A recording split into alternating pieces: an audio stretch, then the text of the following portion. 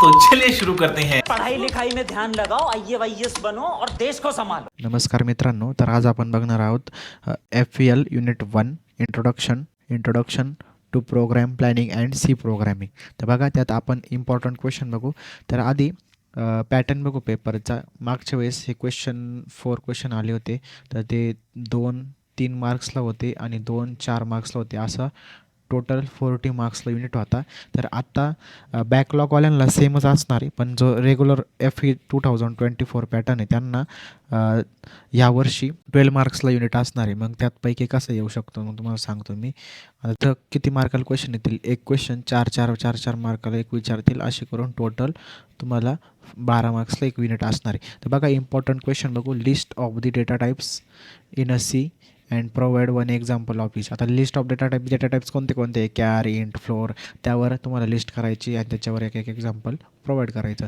त्यानंतर flow chart म्हणजे काय, pictorial representation of the algorithm, त्याच्यामध्ये flow chart, explain symbol use in flow chart, त्याचे सिम्बॉल कोणते यूज करतो, list of C tokens and provided an example for each. त्यानंतर बघा, नेक्स्ट क्वेश्चन काय आहे, explain symbolic constant with example. त्याच्यानंतर इथं define the following terms constant and variable. Constant कोणते, व्हेरिएबल कोणते. व्हेरिएबल आपण इथं A, B, X, Y वगैरे असे व्हेरिएबल वापरतो. त्यानंतर इथं बघा, define the following storage classes in C. Auto, extern, static, हे स्टोरेज क्लासेस काय त्याचे एक्झाम्पल पण लिहायचे, नुसते डेफिनेशन नाही राईट करायच्या. त्यानंतर बघा, explain the keywords in program C programming and given example of the reserve keywords.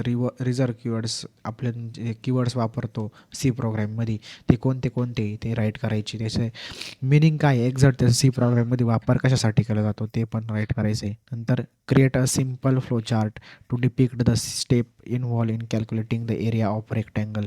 हा सिम्पल क्रिएट, आता हा क्वेश्चन आहे ना 4 मार्काला येतो, हा कंपल्सरी पडू शकतो.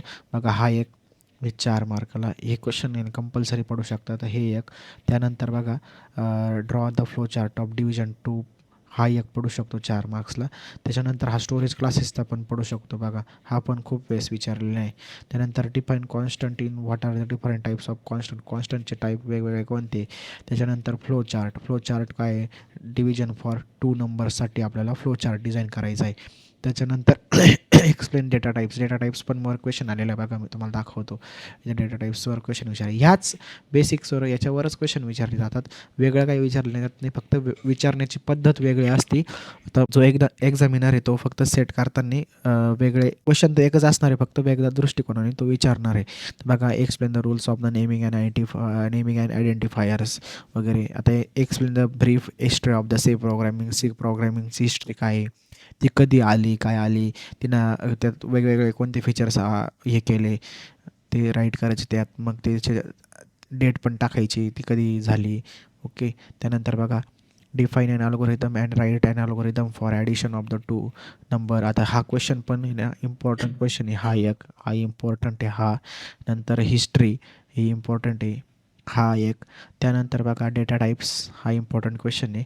नंतर स्टोरेज क्लासेस हे इम्पॉर्टंट क्वेश्चन आहे. कॉन्स्टंट ही जे मी सांगतो आहे तुम्हाला ते इम्पॉर्टंट क्वेश्चन. हे क्वेश्चन जरी केले तुम्ही तरी तुम्हाला 101% ह्या युनिटमध्ये मार्क पडू शकतात. आता जे नवीन विद्यार्थी त्यांच्यासाठी हे क्वेश्चन हे 4 मार्क्सला येणार आहे, आणि जे रेग्युलर आहे किंवा जे बॅकलॉग आहे त्यांच्यासाठी हे क्वेश्चन 3 आणि 4 या असे पडणार आहे ह्या पॅटर्ननुसार, बरोबर. तर सगळ्यांनी या युनिटचा व्यवस्थित अभ्यास करा. जे 4-5 क्वेश्चन इम्पॉर्टंट आहे ते आधी करा, त्यानंतर उरलेले एक्झाम्पल करा.